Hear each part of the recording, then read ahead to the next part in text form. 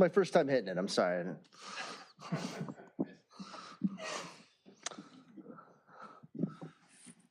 Welcome to the monthly Public Works Sustainability and Safety Public Works Safety and Sustainability Commission. We'll start with our agenda. Calling the meeting to order. We'll do roll call. Jesse? Commissioner Simpson? I am here. Commissioner Bajaj is absent. Commissioner Nafisi? Here. Commissioner Beely? Here. Commissioner Sao is absent. Chair Arata absent. And Vice Chair Anderson? Present. Thank you. We have a quorum. Salute to the flag. Commissioner Nafisi, want to lead us? Absolutely. Ready, begin. I pledge allegiance to the flag of the United States of America and to the republic for which it stands, one nation, under God, indivisible, with liberty and justice for all.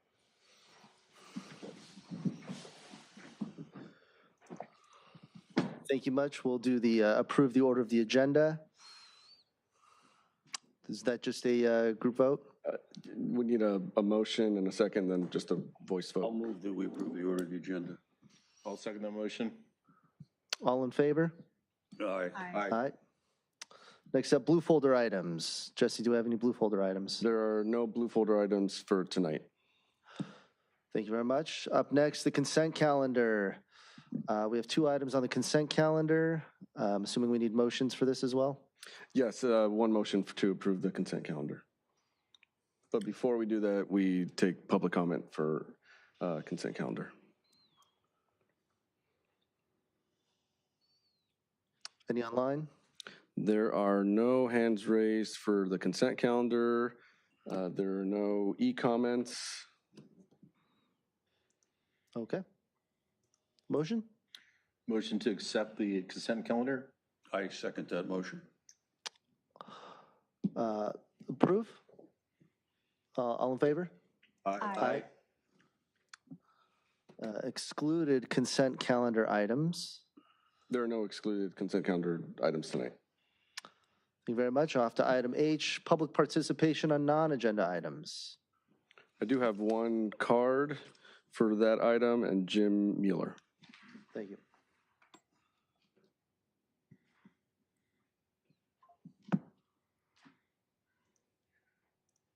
Evening, Commission. Sorry that you aren't all here.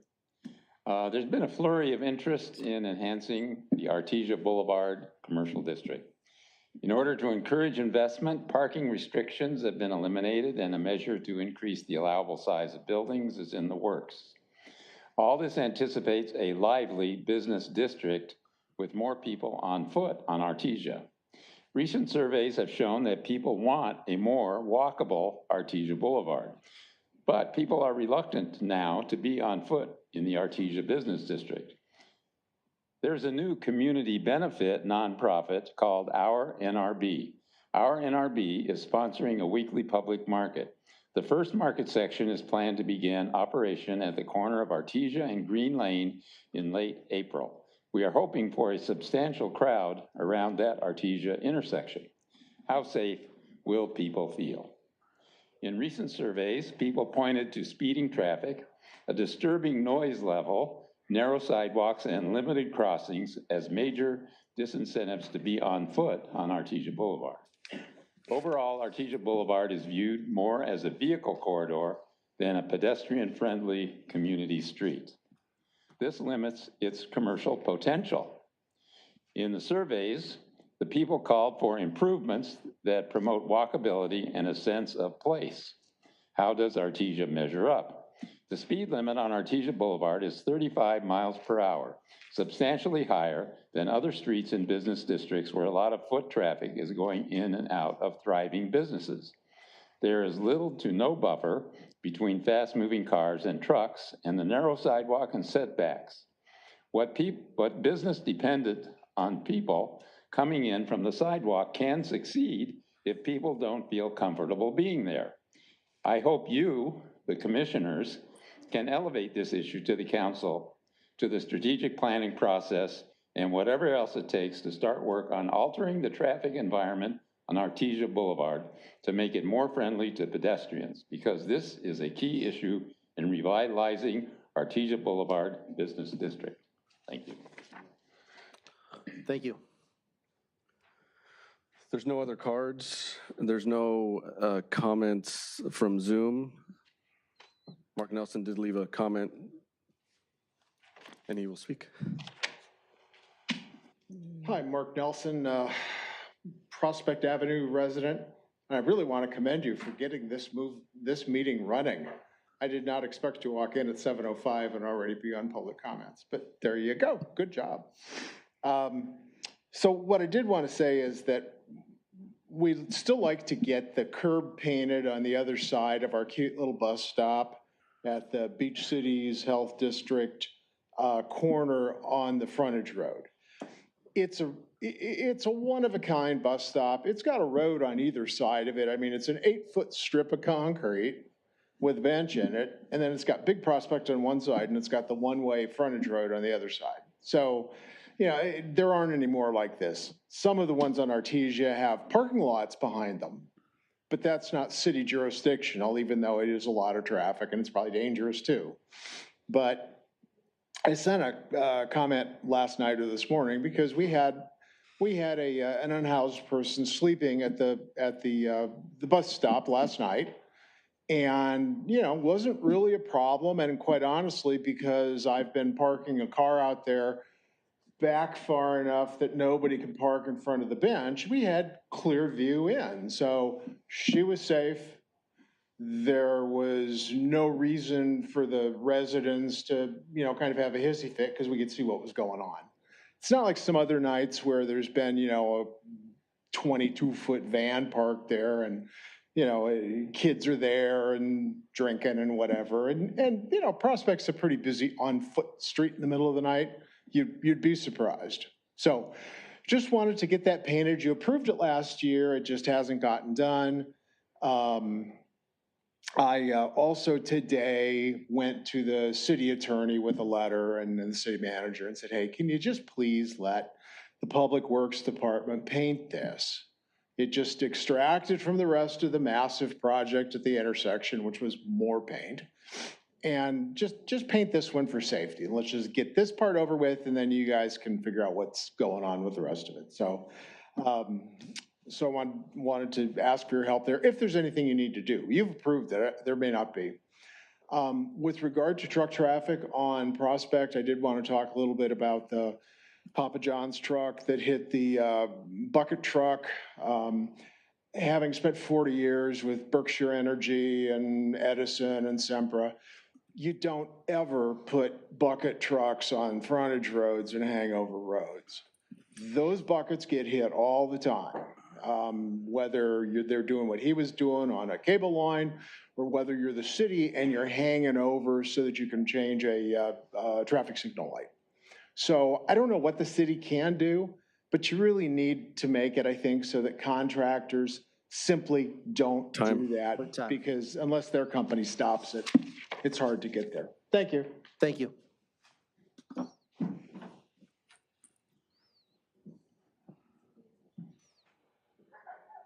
Steve Haig, 30-plus year resident.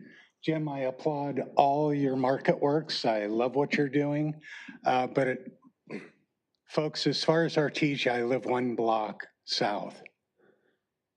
You know the speed limits, you know the amount of vehicles, and if we slow them down to make it walkable, sorry, I didn't bring a picture that I could show you the blood on my arm from getting hit by an e-bike. Jim, very close to where you're talking about, right outside the Starbucks parking lot.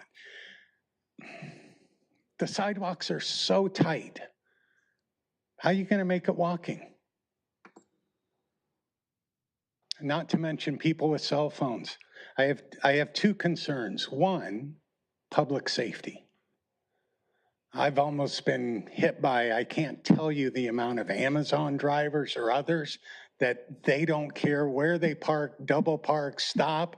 You have to veer around them. And when you veer around them, I've been almost hit at least a dozen times. people slamming on their brakes and so on. So whatever you decide to do, if you're interacting with Artesia, if you slow it down, those cars are going to go multiple blocks to the side. And all the studies done have been about Artesia, not about the blocks north or south. So think about that. If you slow it down 10 miles an hour, that shifts all that traffic to residential neighborhoods with children, people walking their dogs. Not far, a couple blocks away, Jim, you can see a lot of women with their strollers and youngsters because they go to schools and so on right there. The other comment is anything to do with Artesia, we all have a cell phone. Do you guys all have cell phones? Wait, anybody doesn't have a cell phone? Please direct your comments to the commission. Okay. Thank you. Is there anything else? No, that's it. Okay. I am, but I was just trying to get a little Understood, just the participation. decorum. Due to the cell phones, you guys can see it if you're out at restaurants, anywhere else. I understand the want, the desire, and so on to make it walkable friendly, but I can't tell you the amount of people that are going to sit on their phones, and you can see them sitting, talking on their phones or not. They're two different type of folks. When I moved in, every neighbor knew each other. Now when somebody buys a place, they have no idea. The garage door opens, they roll in, have no idea who they are. So please be careful of safety. Thanks. Thank you. Anyone else? Jesse, anyone else online pop up? There is no hands raised on Zoom. Okay.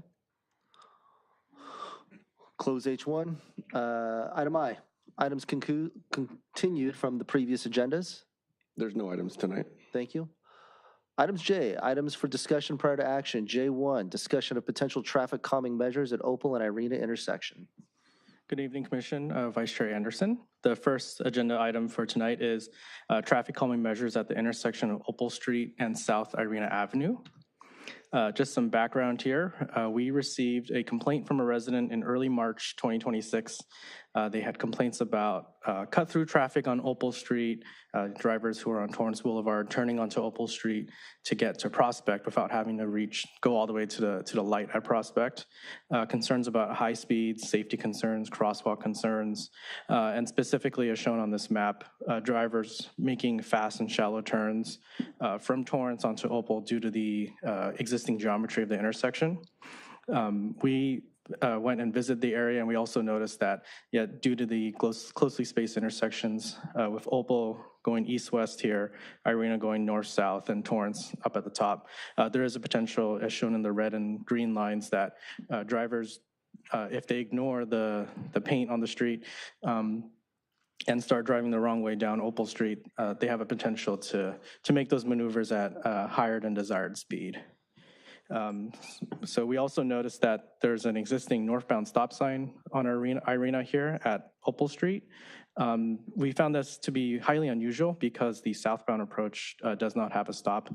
What you typically experience at a T intersection is the through running street usually gets the right of way, doesn't have a stop sign, and the street that's terminating does have a stop sign. So to have northbound and westbound stop for southbound traffic is highly unusual and could be a contributing factor to the higher speeds of vehicles, exiting Torrance Boulevard. It's a higher speed environment and are not transitioning down to a lower speed environment in this residential area. So we discussed some possible solutions with that resident. There are concerns about speeding and cut-through traffic along Opal, not just on this immediate area, but east towards Prospect. We provided our speed cushion policy and the materials to that resident. That's not the topic of tonight. They still need to collect those signatures. We have to do the study, so that may be agendized in the commission at a future date if they reach the city policy's thresholds. The main solution we're proposing here tonight, something we can do relatively quickly, is called centerline hardening at Opal and Irina to reduce those turning speeds. I'll show a visual of what that looks like and what we're trying to achieve here. What we're also proposing is to remove the unusual northbound stop on Irina at Opal. This stop sign is less than 100 feet to the next stop sign. We suspect that when you have such closely spaced stop signs, drivers tend to not stop at either or one of them as legally they're required to. To have a three-way stop at a four-way intersection is pretty unusual. And if we remove this northbound stop sign, just the northbound stop on Irina, then the drivers who are coming from Torrance Boulevard, coming south on Irina and trying to make a left onto Opal, they would have to yield to that northbound traffic like a conventional intersection. So it's just bringing that intersection to be more similar to other typical intersections you may experience in the area. One thing we don't recommend is an always stop at Opal and Irina. That southbound approach of Irina, you're just coming off Torrance Boulevard, and it's not appropriate to put a stop sign there to force an immediate stop at Opal Street. This is a map of the solutions that we're proposing. So centerline hardening is a traffic calming measure that's quite common throughout the country. We see a lot of examples of that in the city of LA, where physical vertical measures are placed on top of the yellow center line to reinforce compliance with that center line. So by putting this line of delineators, an example shown on the left here, you are forcing those right turns and left turns coming from Torrance Boulevard to conduct those more slowly and to enter the appropriate lane. This will slow down those turns and help drivers try to change their mindset to be in a lower speed environment. So as you follow my cursor here, you're making this turn and you have to make it at a slower speed compared to before when you were kind of crossing over and potentially going the wrong way on Opal Street. To make this left turn, we're also proposing less visually impactful, but still vertical physical measures that you have to drive around to harden the center line on Opal Street so that this turn, this left turn onto Opal Street is conducted more like a sharper S than a straighter line. We also showed a third measure here, which we believe is more optional. It's a nice to have, but we're looking to the commission on their feedback for this specific item is an additional low profile speed bump to also force that sharper, slower turn onto Opal Street. Drivers can choose to go over it and experience a small penalty compared to the other treatments we're proposing. But it's more of a nice to have, and we're still proposing it as an option here, and I would like the feedback from the commission. And the last measure, as I previously discussed, removing this stop sign, the northbound stop sign, and paint on the street. We're not overly concerned about potential speed increases because there is another stop sign just less than 100 feet away, and there's also a drainage dip, cross gutter on Irina Avenue just south of this intersection that acts like a de facto speed bump for the area, so it should slow down drivers before they reach this intersection. So these are our recommendations in the conclusion of my presentation. We recommend that staff install the centerline hardening at Opal and Irina. If the commission recommends that, we can move forward to procurement and installation of this treatment. The next is to remove that northbound Irina stop sign at Opal Street. If the commission recommends it, we will bring it to the city council for formal approval. And happy to answer any questions. Thank you very much, Ryan. Do we take public comment at this time?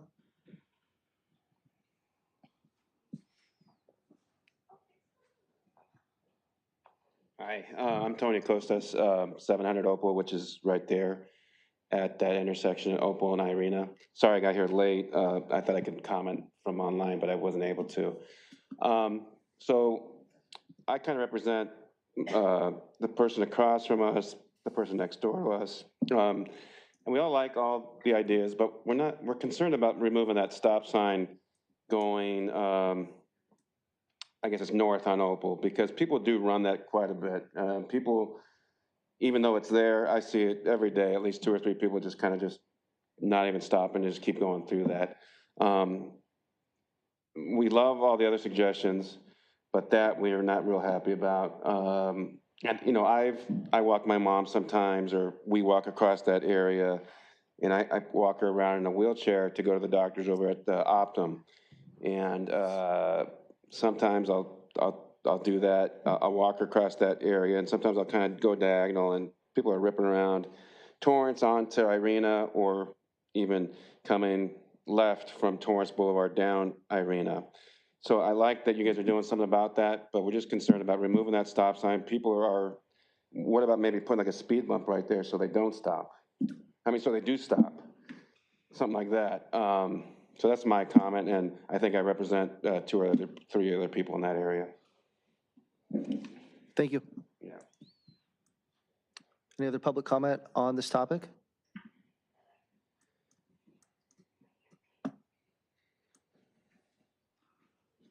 Hi, Thank you. I'm Brooke Abkarian. I live at 715 Opal. And it was my husband who initially suggested making it like a cul-de-sac. But after hearing your suggestions, I guess I just feel the same way as Tony, who just came up and spoke. Just a lot of people moving very quickly around that area. And so I would think the more stop signs, the better. But I also, understand your suggestion as well, that maybe if there's too many that people tend not to stop. But yeah, it's definitely been an issue. Just having little kids in that area, people definitely like whip around from Torrance onto Irina. So anything that you guys do would be greatly appreciated to slow everyone down. Thank you. Thank you. Any other public comment on item J1? Do have Zoom comments.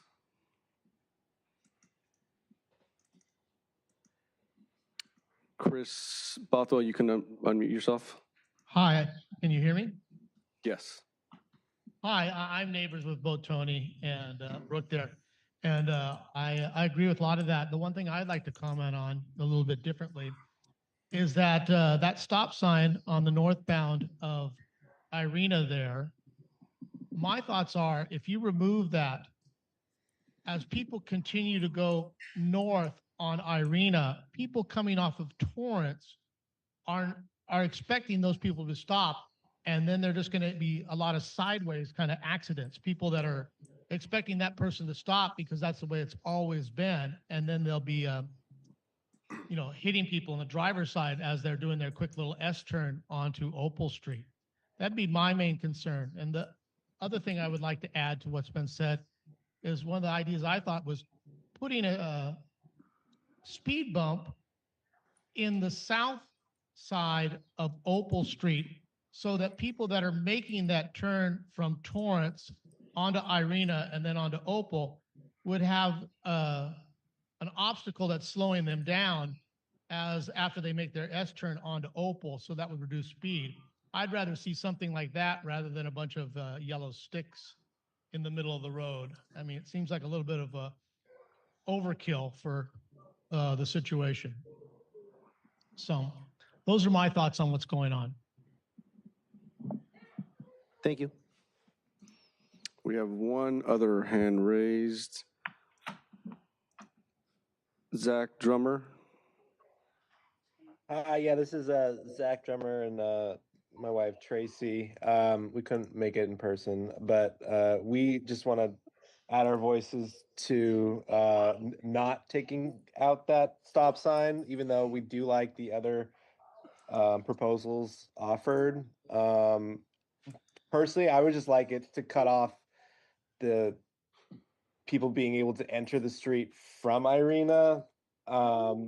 Just because people do whip through. I don't know how much it's gonna be slowed by all the bumps and stuff. And it's a weird intersection as it is, which is why you don't want to have the stop sign on the other side, but you need to keep the one on the south side of the street because that does help reduce some type of collisions that could occur. But yeah, I'm gonna hand it off to my wife, see if she has anything else to add to me. Yeah, the northbound stop sign removal from Irina, I think is just a recipe for disaster. I don't think people will, A, grasp it, and B, I just think we're gonna see a lot of T-bones if we do that. Again, the biggest issue is that people whip off of Torrance thinking, oh, I'm just gonna whip on the side street of Opal, and they just come around that corner blazing, and for the record, no one abides by stop signs in this area, period. Sorry. So I think that removing a stop sign would really not be great. So again, I think at least some sort of those barriers. Again, ultimately, I think it just makes sense to shut Opal down as being a two-way street. It's not necessary. I think a cul-de-sac would be a warm welcome to everyone on this little section. There's literally 6 houses and like all of us have kids. And so it would be really nice to be able to have them play in the street and not have to worry about people just whipping around without stopping.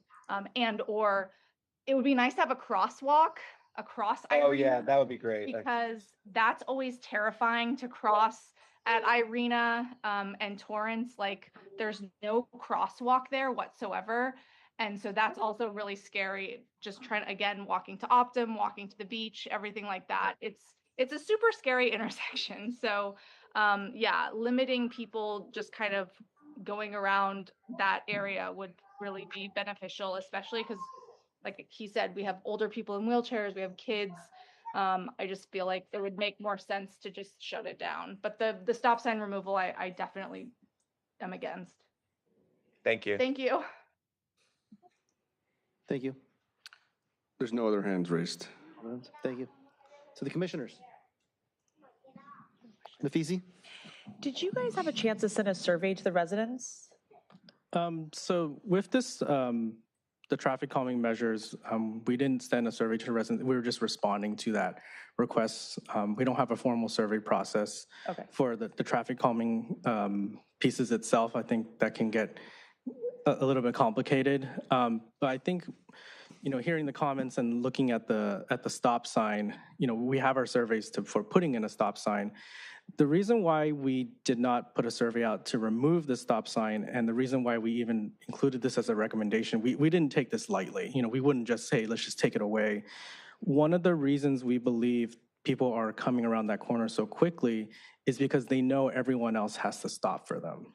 So if you're coming from Torrance Boulevard, coming onto Irina, and then going into Opal Street, you know that those northbound Irina drivers have a stop sign. So you have no obligation to yield or even slow down because everyone has to wait for the traffic from Torrance Boulevard to come in. And that's one of the primary reasons why we're recommending that removal, so that if you're turning onto Opal Street, combined with these traffic calming measures to slow down that turn, that you're actually looking at traffic coming up from Irina and yielding to them as you would at any other T intersection in the state. Now, we looked into the history of why the stop sign is here, because at the end of the day, what's out there currently is highly unusual. We don't have a T intersection where only one of the through streets has to stop, but the other direction doesn't. And it's unclear the reason why the stop sign was here in the first place, but we do know that Opal Street did extend west from this intersection. So where the driveway is and that auto shop is, Opal Street actually used to go through and then directly enter Torrance Boulevard. So we suspect that traffic actually could directly enter Opal Street from Torrance Boulevard at an even shallower angle in the past. And perhaps that was a reason why there was a stop sign put on Irina, because people were probably going 35 miles per hour onto Opal Street. And there were no stop signs in the east-west direction a long time ago either. That westbound stop sign was put in about the 1980s. So perhaps when Opal Street was cut off and and terminated here, we didn't take away the northbound stop sign, we just left it there. Had we designed this intersection from the beginning again, I highly doubt that northbound stop sign would be there. And so what we're attempting to do here as a recommendation is to do some cleanup of this intersection. But I understand the resident sentiments of, they've had this stop sign for a very long time. They're concerned about people whipping around the corner, and we're proposing measures to address that turn. And we're hoping that can justify the stop sign removal. Plus 150 feet to the south, there is that cross gutter. So drivers going northbound already have to slow down just 150 feet south of the intersection because they're going through that dip. And then they have to stop again at Torrance Boulevard. The presence of this stop sign, we don't believe is gonna change the speeds very much. Okay, so there's only 6 houses that are gonna be impacted in that area?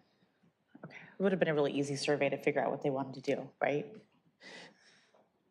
I won't Perhaps, give you a but hard time. there are certain, I won't give you a hard time. yeah. I just wanted to ask that. Yeah, And there's then- certain treatments that we feel like because it's so unusual and doesn't meet, you never see this anywhere else, that by putting it to a vote, we get put in a very tough position. Okay. And then, did you guys explore a cul-de-sac, or is that a whole capital improvement project that is out of the scope of us and a bigger conversation and will take like 8 years? Yes, that Okay. will be a bigger That was capital fair. improvement, and we don't know what the effects will be for the residents who, they're the ones who are most Sure. affected by that. Then Sure. they have to find a different route. Okay, last question. Is there a preferred option that you guys prefer? Because you have 3 options here that you laid out in analysis. Is there a preferred option that staff is recommending? I think for sure to address the speeding, the cars coming sweeping in, we definitely need that first line of cones, the ones that are more visible, so that someone from Torrance Boulevard can actually see them and make the correct decisions as they're turning in, plus the additional bumps on the Opal side so that they effectively make that turn into the street. The speed bump here, that slow one to further slow them down, that's a nice to have. I think it's optional. We think it's more likely that drivers would actually hit this, but perhaps that's the intent of the recommendation. And based on the public comment, it seems like there is a lot of concern about the speeds of turning here. Okay, thank you. No further comments. Thank you, Ryan. My first, looking through this, I agree with you to remove the stop bar and stop sign. There's over there on Irina northbound. Typically, on other designs I've seen in residential areas like this, they have a free-flowing two-way in that direction, and then they stop on the minor streets connecting to it. I actually do think it's safer from that standpoint. I do like the measures here. The one thing I did wonder about is if you had talked about a traffic circle here to help reduce some of the speeds, kind of help with the turning motion. I do think that you could create a traffic circle here that could help with respect to reducing the available width to these cars down to 11 feet potentially in some cases, kind of restrict the motion and also keep it free flowing at the same time. We didn't look at a traffic circle, I think primarily because they have been tested in the past in the city, and although residents were, it seemed like a lot of residents were in favor of the concept, but not of the temporariness of the material. So even in this recommendation here, we were cautious to not put those taller delineators next to the homes, and we felt like they weren't quite as necessary. We can go with a little bit more low profile bump that still does a penalty if you drive over it, but reserving those taller features sort of outside the direct view of the homes. We've heard some concerns about that type of visual blight, especially associated with traffic circles. So is this more of a temporary, trying to look for permanent? Is this more of a quick build then? This is a quick build measure. I don't think we have a lot of great permanent solutions outside of building a formal median here at the intersection, and that would be a CIP project. Okay. Is there potential to look into a traffic circle and see what that motion would look like? I think we could. Andy might have some more information about, if we have the appetite for traffic circles, restarting that conversation here. Good evening, Commissioners. Andy Wingy, Public Works Director for the record. Ryan's right. We have attempted to do many traffic circles at intersections like this in several places in the city. And while they have been very effective at reducing speeds and creating traffic patterns that are more advantageous for pedestrians to cross, the community just did not adopt them well. They just didn't like them, either for aesthetics or some confusion. What we kind of realized is it's hard to do a temporary one, which is how we started. We set up temporary ones in case people didn't like it. We could pull it out easily, and there was just no appetite for them. So the council kind of abandoned that program. If we were to look at a more permanent, better looking type of circle, that's probably the way we should approach this in the future. I don't know about real estate there, if we've got enough, Ryan, if you looked at that. Yeah, and I think one other issue that I recall when I was trying to place the speed bump is that the driveway for the auto shop is not totally aligned with Opal Street, the outbound lane of that driveway actually, in many cases, they would have to directly go over that speed bump. So if that area was filled up with a traffic circle, it might introduce some turning difficulties in that area. Yeah, I don't know the geometry. Obviously, I haven't laid it out, so. Yeah, I think we're really limited by funding here. This is probably a mini traffic circle is going to be in the north half of $50,000 to $100,000 to do, and I just don't think the city's got resources for that kind of nice to have, as Ryan puts it, versus some of these measures. Okay. Yep. Is there a potential, based on one of the concerns that was laid out by one of the residents, is it possible to maybe put a yield sign? Do you think that would maybe help? I know I'm trying to think about an MUTCD kind of type of sign that would work for that. For which direction? For southbound going east, westbound going southbound. So going on Arena over to Opal. So I'm just trying to think about a way to. Like going northbound on Irina or? Southbound on Irina. We're looking north here, right? Going, yeah, up I'm is sorry, north. yeah, we're going southbound on Irina to go east on Opal. Yeah, well, I guess, if that stop sign gets removed, then that left turn automatically becomes a yield. Right. Like how any intersection would. You're turning left, you yield to through traffic.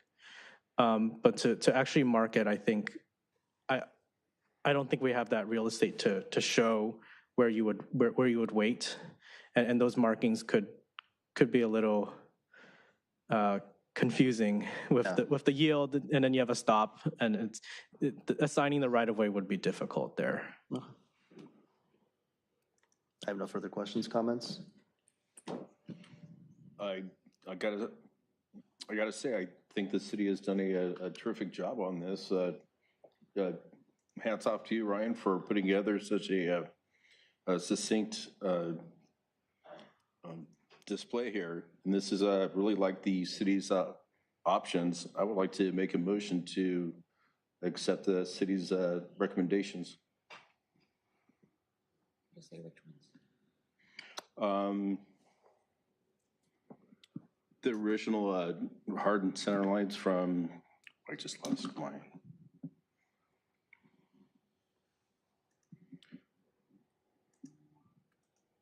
I don't know what those cars, they look like the yellow poles sticking up, the linear looking things. Yeah. Just to clarify, Commissioner, Arena. that says these two bullet points right here on the present. Are those the two main ones you're talking about here? Let me see if I can bring it up on the, here we go. The hardened center line on Irina, and then also the 8-inch diameter yellow raised pavement markers on Opal. And the removal of the stop sign on Irina as well. Do you recommend the speed bump in the middle too, for the left turn? That is up to, it seems like there's a lot of, for cars whipping around there, you think that would help with that in order to slow those down coming off of Torrance? Yes, that would be one of the measures that would help, yeah. Then let's go ahead and have that as well. Okay. And just to be clear, the recommendation for the stop sign removal, that will get forwarded to City Council. They would have to approve that change. Right. Motion by Commissioner Bealy. Looking for a second? Yeah, I'll second. Second? Vote? Commissioner Simpson? Aye. Commissioner Nafisi? Aye. Commissioner Bealy? Aye. Vice Chair Anderson? Aye. Motion passes. Item J2, discussion of potential crosswalk improvements at PCH. Is it Agate or Agate? Agate. For two. I struggle with it too. So this is for the intersection of PCH and Agate crosswalk improvements, a joint presentation between us at Public Works and Caltrans District 7. We have Wilfred Domingo from the Office of Transportation Safety. He'll come up and give a presentation. But first I'll show, this is the noticing area for this item. So we mailed postcards notifying residents of this meeting all the way up to Lucia and including the businesses west of PCH where the pizza place is and the sandwich shop. Just some background that Caltrans received 2 customer service requests to install a type of traffic signal or pedestrian hybrid beacon. We'll hear more about that at PCH and Agate Street. There's an existing crosswalk there, and the reason why Caltrans is here is PCH is State Route 1, a Caltrans owned street, and so we can take it to Caltrans presentation by Wilfred.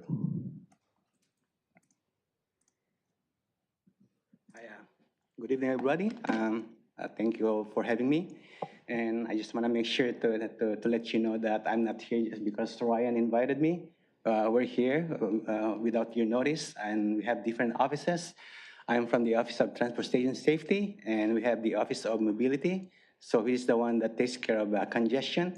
And then we have also our Office of Traffic Signals, who takes care of your traffic signals. So this is my coming here today is part of our community engagement. So I hope that my presence will be good to the community. But again, I'm here today because we received, as Ryan mentioned, we received some customer service requests at the intersection of PCH and Agate Street. We received one before, but when we did our study, it did not meet our warrants for any a flashing beacon, which we normally call it a pedestrian hybrid beacon or a traffic signal. And then we received another concern from one of your concerned citizens. And at this point, again, first of all, when we receive this kind of concern, we go to what we call it used to be called ICE, which is Intersection Control Evaluation. Now we're transitioning to the ISO process, which is Intersection Safety and Operational Assessment process. This process is based on the safe systems approach. So it means that it's based on the 6 principles. It's to eliminate death and serious injury. Humans make mistakes. Humans are vulnerable. Responsibility shared. So it's not only us as engineers. There's a responsibility for the drivers. There's a responsibility for pedestrians. Redundancy is crucial, which means that people make mistakes. So maybe if you have a traffic signal, you have a sign, you have pavement markings, these are all redundant because if you don't see the sign, maybe you see the pavement markings, maybe you see the traffic signal. Then the next one is safety is proactive and reactive. So normally we have these yearly reports that comes from our headquarters, and we investigate those yearly now. But we also have proactive ones. So we normally instead of reacting to collisions or complaints, we go around, we do our field investigation. So next slide, please. So when we do our ISOP, we have these different kind of strategies. So for this upgrade intersection, which is at this PCH and Agate intersection, we could do the following. We could do just a stop on the minor road. We could do a minor stop with just right in and right out. We could do an always stop for the legs. We also have what we call a restricted crossing U-turn. So we don't want to make left turns at the intersection. We want them to make a right turn and then make a U-turn somewhere in between. We also have similarly the median U-turn. And then we have a traffic signal. We have a pedestrian hybrid beacon, or sometimes we call it the hook because it's the way how it's like the hook. And then we have a runabout, which you mentioned earlier. And then we have now the mini, the single lane, the hybrid, and of course, it could be a single or multi-lane. Next slide, please. So the strategies that we found out to be viable at PCH and Agate are the signalized and the PHB. So for signalized, I think this is the normal one that you can see. It is best suited for high traffic volumes or where right-of-way is constrained. And the cost is highly dependent on the amount of road work needed. So for the pedestrian accommodation, pedestrian signals are placed at the designated crosswalk. So sometimes it's all legs, sometimes only one leg. So it depends on where the pedestrians are crossing. Now we have what we call now the leading pedestrian interval, or LPI. which means that we let the pedestrians walk first before the green light of the traffic signal. We found it to be very helpful now in preventing collisions. And then, of course, we also have to accommodate bicyclists, and then, of course, they follow the signal. So the next one is the pedestrian hybrid beacon, or we call it the hook. The difference between the traffic signal and the PHB is that the PHB only turns on when it gets activated by a pedestrian. So most of the time it's dark. So for now, it doesn't have it. So it's just working as normal as it is. But when there's a need for a pedestrian to cross, they need to press that button. And then there's a miscommunication about this, because most people think that when you press the button, it turns on right away. No, that's about the misunderstanding. It has to sync to the next adjacent signal. So if it's still green at the next signal, it doesn't turn on. It waits until it turns red, so that you don't disrupt the flow of traffic. So when you press it, and then it sync it, and then you see a flashing yellow, and then it turns red, and then a flashing red. And then, of course, you have the pedestrian signals, the countdown, so that the pedestrian will know how long will they be crossing the pedestrian. So it's the same thing to accommodate the pedestrians and then the bicyclists.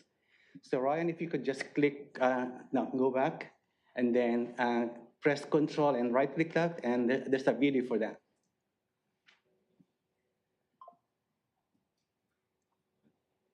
Yeah, the volume. Can we get sound on this one? Let's see.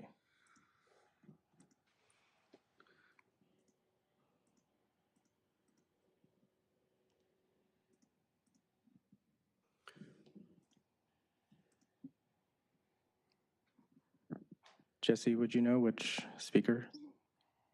I am trying to figure that out, but I might need some help.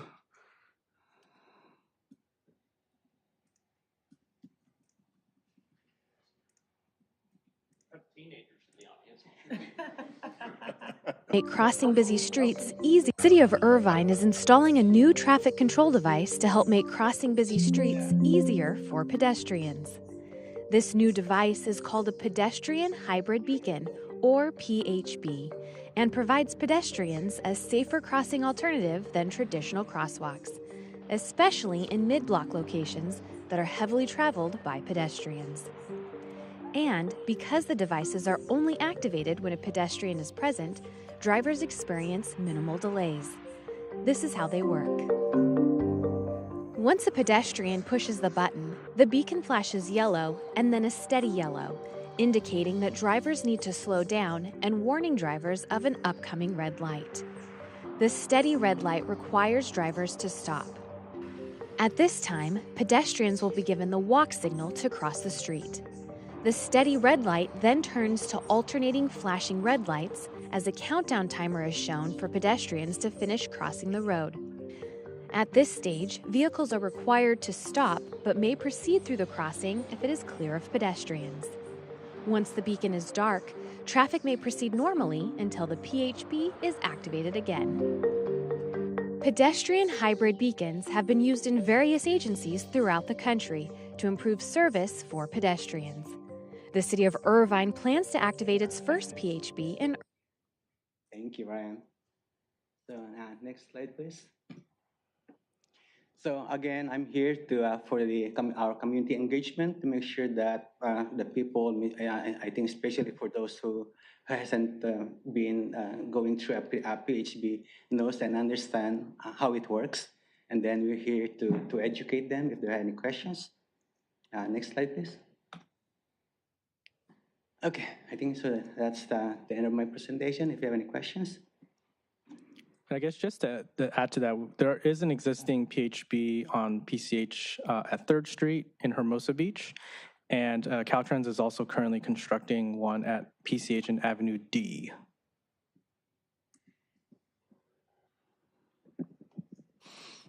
Ryan, I'm sorry. Yeah, go ahead, Commissioner.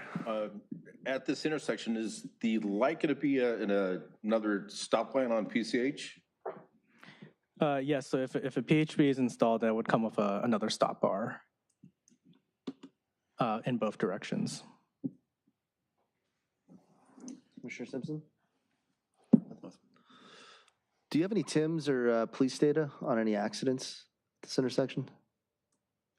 I think there's a few, not much. Not much.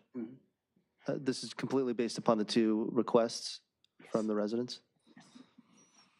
And you said it was not meeting warrant for the pedestrian crossing? For the PHB.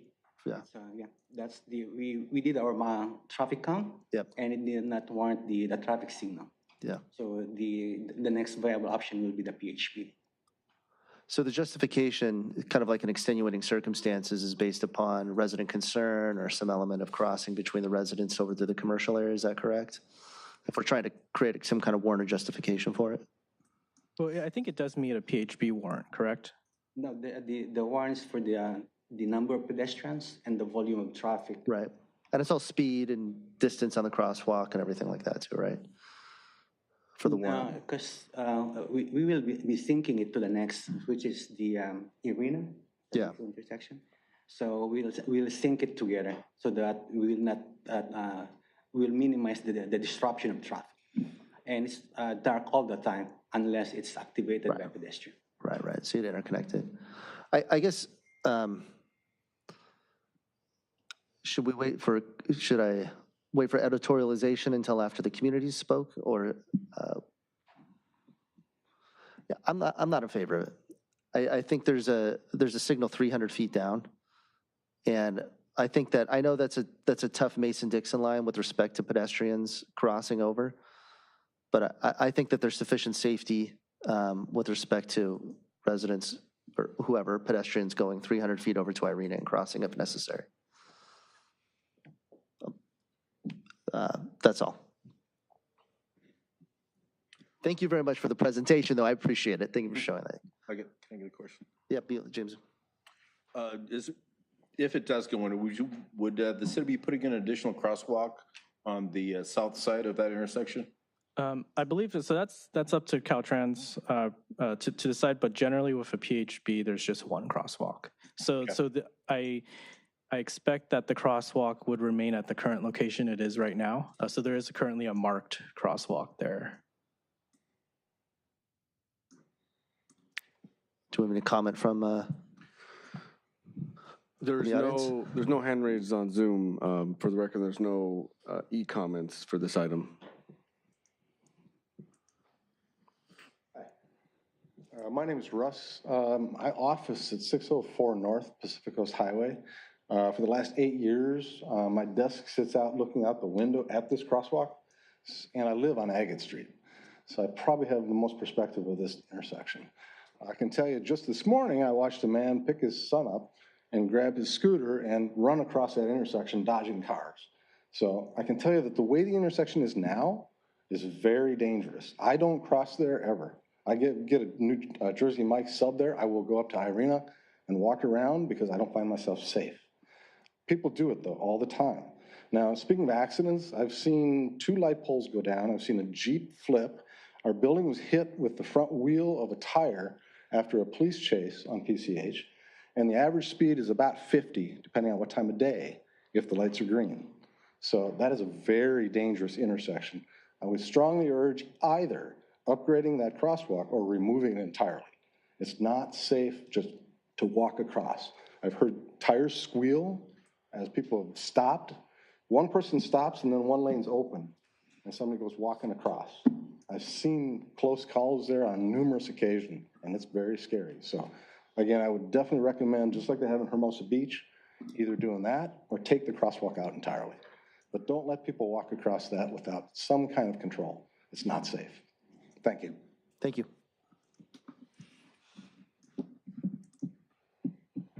Any other public comment?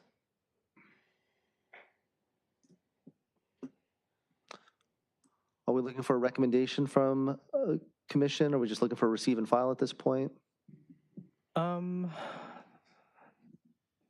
I guess, Ultimately, this is up to Caltrans to decide. I think a receive and file, and if you want to give some sort of advisory recommendation for Caltrans to be aware of, that certainly could be welcome. But it doesn't follow the typical process of, it goes to our city council and they take the commission, very, very seriously.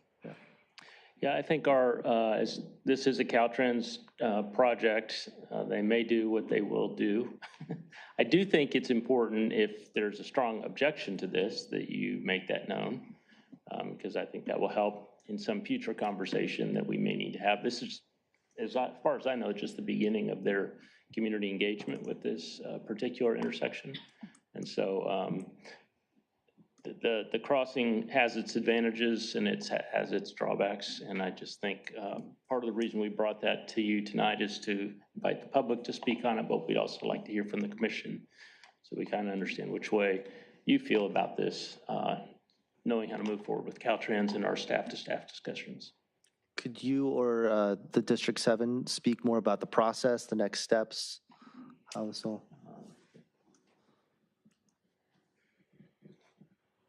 So again, we have this ISO process again, intersection safety and operational assessment process. So we're looking for all the viable alternatives.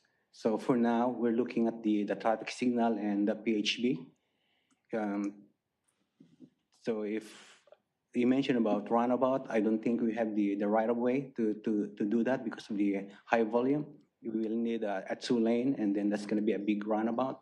I think we stuck with that. We don't want to do an all-way stop because that's going to really disrupt traffic. Yeah. So again, we're down to this. And then in terms of the collisions, we'll more look into that. If you need more information, we could share it to you. In terms of congestion, we don't really have that issue at this intersection. In terms of for them going to the next intersection, I believe the closest one will be Irina. Irina to the north, and then the next one down is Barrel, probably more than 300 feet for sure, closer to 700 feet. So if we have to do that, we need to do an operational analysis to make sure that it handles the volume of traffic over there. I would only say that if they do go forward with the Hawk, to really try to help with education with the people coming off the Minor Street. I think that's confusing sometimes. That's something that we've noticed at our firm. So something to keep in consideration. I almost do second the business owner's comment that that we should either completely remove it to kind of say, hey, go up to the next street, or maybe upgrade it. And that's something we also expressed to Caltrans, was just the education component. PHBs, as we noted in our staff report, are relatively new. They have a learning curve to them. And, as Caltrans mentioned, they are going through their ISOP process. That one of the options is a traffic signal. So that could be part of your recommendation, to look at the PHB or the traffic signal, or as you indicated, taking away the crosswalk altogether. Do we want to provide a recommendation? Are we gonna? What's the feeling of the commission? Have you engaged the city council member? Have you engaged the city council member for the district? Yeah. Okay, so that would be a good opportunity for you to engage the community. They do some monthly meetings, and they have a good cross-sector of people who live in the community, can probably speak to a little bit more about how this might impact them or what they want to see. And we're honored that you came to us. But there are people that live closer in that area that might be a little bit more helpful in providing you information on if this is a solid recommendation. Yeah, I'll be happy to come back. His name is Chadwick Castle.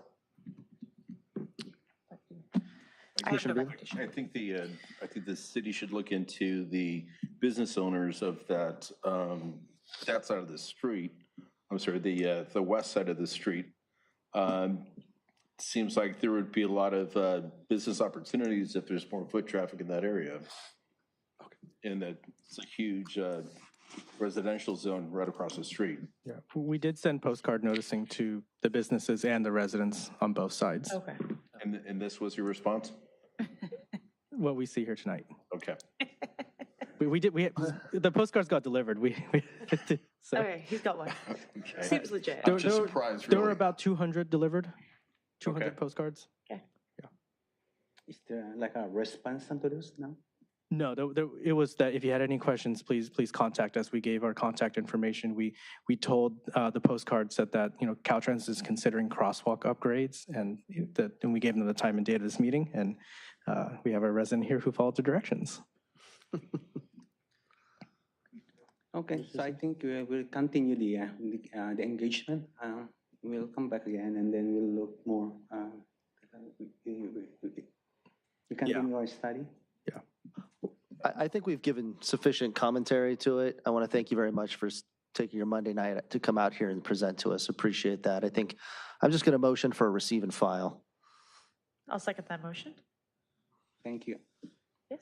You want me to do roll call? Or do you want Yeah, to do please roll call on it, yeah. Commissioner Simpson? Aye. Commissioner Nafisi? Aye. Commissioner Bealy? Aye. Vice Chair Anderson? Aye.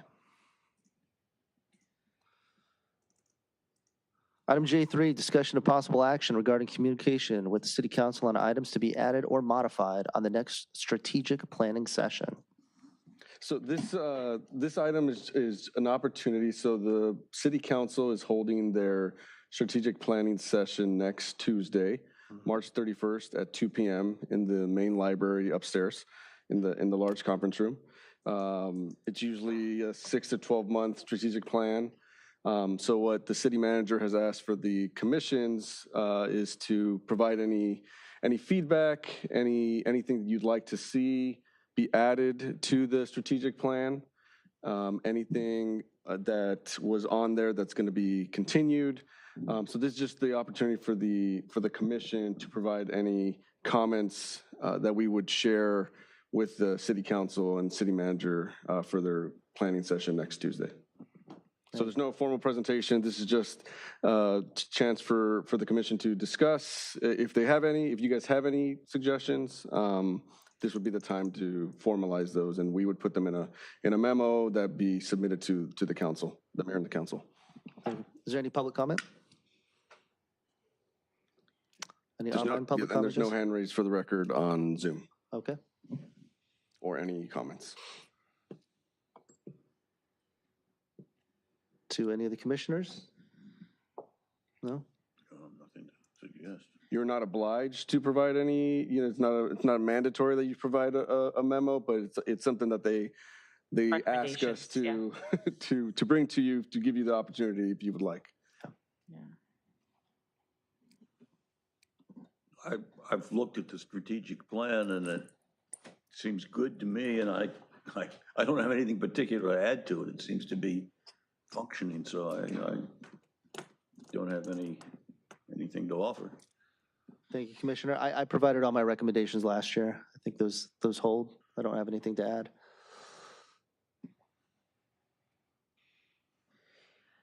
I'm just surprised not to see more items on open space and parks, to be honest with you. Like a whole thought process on it, given so much conversation. But I do have more of just a general comment, and I don't know where this lands, so I don't know, just put it in your back pocket. The state gave some guidelines to local health plans about a year ago, where they are encouraging public health plans to reinvest in their communities. And there's 5 different buckets that they do reinvestments in.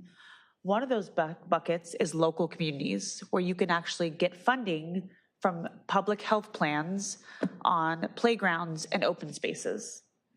So I don't know where that falls, but maybe it's something for Beach Cities to look into. If you guys had an upgrade of a park, you can get some investment funds on that. So that's all I have. Maybe not related to strategic plan, but related to paying for it. So no input, thank you. No input. No input? With that, there's really no vote to take on this one, so heard your comments. Then we can move on to the next. Move forward, sounds good. Item K, commission member items and future commission agenda topics.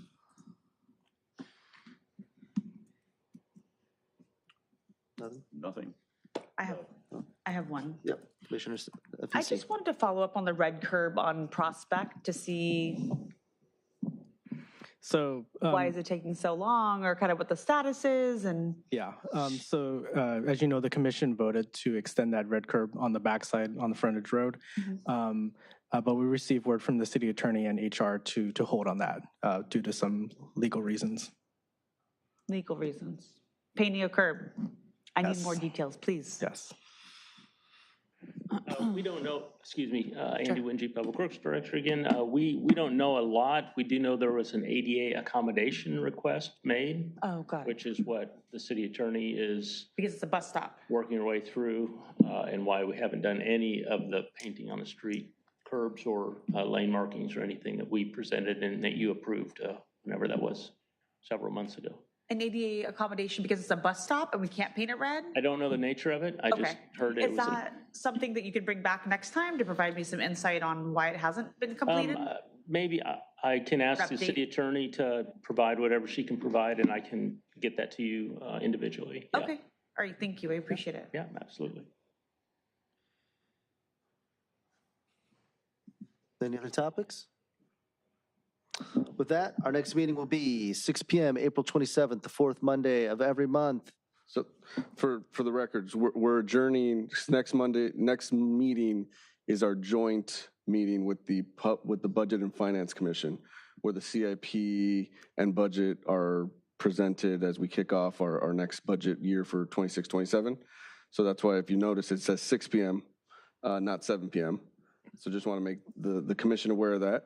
Thank you. So it's a joint meeting at 6, and then we go into our, So we'll do a joint meeting at 6. and we might have a into- light, regular meeting afterwards at 7 that we just might need to, we'll see what items we have for that, but there'll still be the subsequent regular Public Works, Safety, and Sustainability Commission after the joint meeting. Right. Just want to make sure that works for everybody, and everyone's aware of it. I'll send it and make sure, everyone's used to 7 PM, but it'll be 6 PM joint meeting. What's the date again, the 20th or 27th? The 27th? 27th, okay, because it's on, whoever did Lauren put it on our calendar for 7. I'm not blaming Lauren, but I really rely on your calendar invites. Okay. We'll update it. I read them. As I've been reminded, it's not the last Monday of the month. It's the fourth Monday. Correct. Yes. With that, you can make a motion to adjourn. Motion to adjourn? Second? All in favor? Aye. Aye. Before, excuse yourself, we have all these little ones in the back. Oh, I here know, going that's right, signatures. that's right.